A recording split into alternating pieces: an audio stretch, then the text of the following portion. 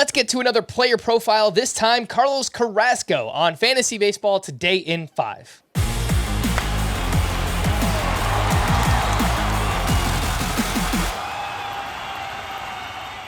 Welcome into FBT in 5. Today is Saturday, March 4th. I am Frank Stamfel, joined by Scott White, and we got a request for Carlos Carrasco via Terrence. So let's take a look at Carrasco from last year. Scott, 3.97 ERA, 1.33 whip, right at a strikeout per inning. His most innings since 2018. He threw 152. The good, obviously the strikeout rate. Swinging strikes, 12.9%.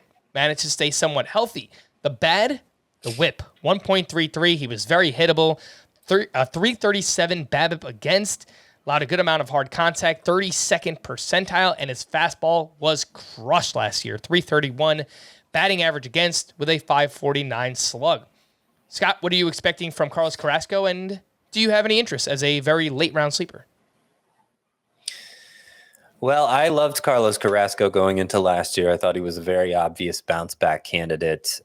He had some health issues in 2021, which led to his awful numbers, same as in 2019. But in between, 2020 was a healthy year for him, and he looked pretty dominant. 291 ERA, 10.9 K per nine, more like the Carlos Carrasco we've seen for most of the last decade.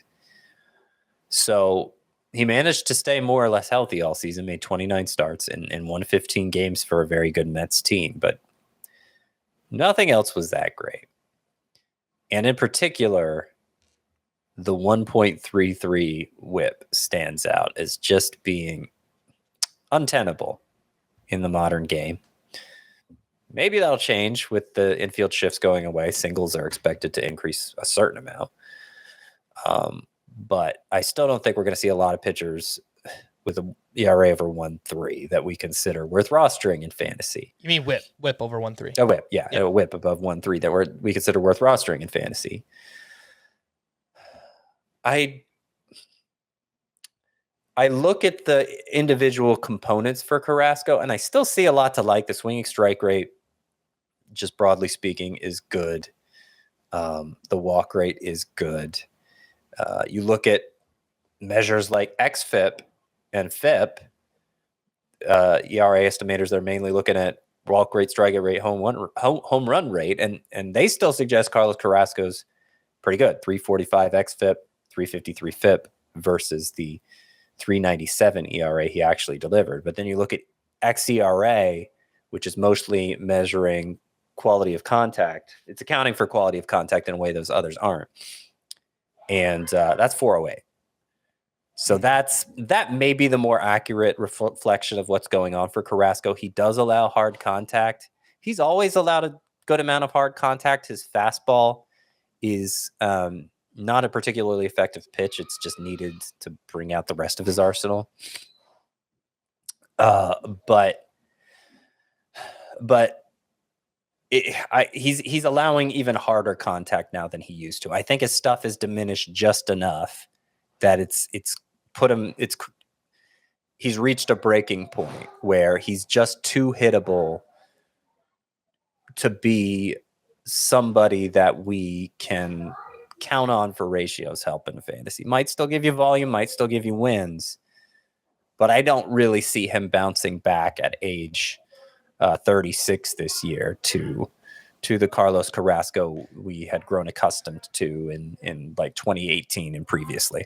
Yep, the age is getting up there, Scott, as you mentioned. It is a contract year for what it's worth. Maybe looking to get paid for another, short-term contract after this year if he can put a good season together. But Carlos Carrasco, the ADP, this is also kind of a problem, Scott, because he's going at 292. It's very late in drafts, but there's other very interesting starting pitchers going around there. So Carrasco versus Ross Stripling, Carrasco versus Trevor Rogers, Carrasco versus Tyler Mahle.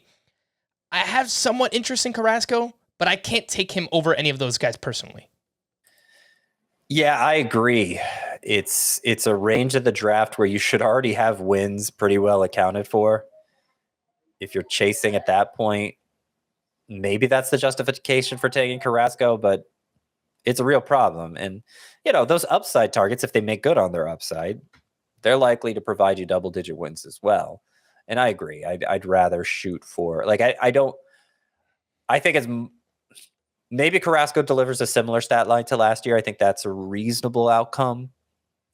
But I think a reasonable outcome, too, is he just collapses. As an ERA over 5, we never hear from him again.